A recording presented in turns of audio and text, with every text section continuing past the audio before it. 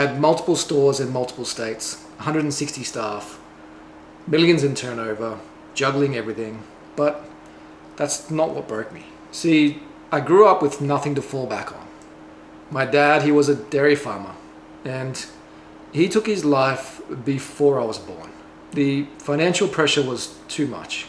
He walked down to the sheds of the dairy farm, and that was it. My mum never told us. Now, I have no grudge against my mum's decision. She did the best she could with what she had. But I grew up thinking that my stepdad was my dad. And she finally told us, the three of us, and I was the youngest. I was 14. And that changes you. You grow up fast. You learn what survival looks like really quick. So at 15, I was out of the house and started to build my life. In my early days, school, I hustled, I flipped items, I sold marbles, basketball cards, did everything because I wanted to get control of my life and never have anyone dictate to me what my life was going to be. And I carried that through my whole life. I said yes to all the hard things. And at a peak, I had 10 fuel stations, 4 furniture stores, multiple cafes, multiple tire shops, businesses everywhere in multiple states, and hundreds of staff, business partners everywhere. And the logistics, the hours, the pressure wasn't difficult. I could handle it. I was wired that way. I could deal with the pressure. And then came 4 furniture stores. I bought them with a business partner, a mate of mine, Dave. The first 2 stores, he crushed it, absolutely crushed it. Added a third, added a fourth. We were dominating it, getting a handle on it, paying debt down aggressively. Stores were comping sales really well, building a team, had about 38 people. But one of the stores was a greenfield store, and it had its challenges. Now, across the other stores, we were pumping. Dave was in control. It was in another state, so I couldn't be there full time either, because I was juggling all the other stores. But again, no issue, I could handle that.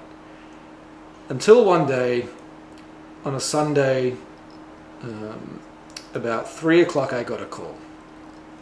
And it was that Dave hasn't come in today, and he's not answering his phone. Instantly I knew. Sometimes you just have that feeling, those goosebumps that go over your body, and you just know. And that was the day he was gone. He took his life. And that was the crack that split everything open. I tried to keep it afloat from interstate, but you got millions in debt, staff everywhere. All the bills started coming out of nowhere. Got a $250,000 payroll tax bill. Suppliers with hundreds of thousands. And I'm juggling all the other stores in my own state. And then COVID came. And if you remember the early days of COVID, there was no government stimulus, there was no stimmy checks, there was no handouts. It was uncertainty. It was who knows what's going to happen. So we just had to make a decision. Now, I think in business there's no decision is the worst decision. You have to make a decision. And you make a decision based on the information that is in front of you at that point in time. Not 2 weeks' time, not 2 weeks ago, not 6 months' time, at that exact moment of time. You have to make a decision. And the decision we made that stood right in front of us at that time was get control. Because you remember COVID shut down, no one's going to work, we have full payroll, full rents, everything. This is before everything got frozen and handouts were handed out. I think it was like 2 weeks before that happened. And we didn't have a buffer. I'd already been fighting for 6 months to keep everything going along as it could. And bills kept pouring in, the pressure of that was happening, the great uncertainty. No decision is the worst decision. So I pulled it, made the decision that day. Remember it clear as day. My instructions to the liquidator were fuck it all off. And that was it. It was done. No plan B, no inheritance, no safety net. Just me. I didn't know who I was internally as we're building those businesses. Because business doesn't build you, losing does. And I learned more about myself those next couple of years after that than I'd learnt the last 40 years before that. And you never learn who you are when things are going well. You learn who you are when it all falls apart and no one's there with you to help you. It's just you, like I am right now today. Just me here in the office. And the reason I got through it all is because of one person. My wife. She held me together.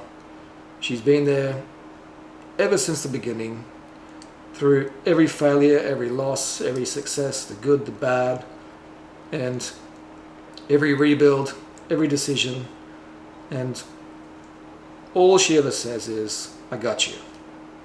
I got you. She just wants me around. So to close it out,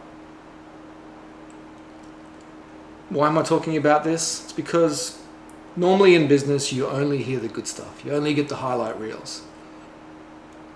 But this is what it looks like sometimes. And if you're building something and it feels heavy, just know that you're not alone. My name's Neil, and I've had to rebuild myself multiple times.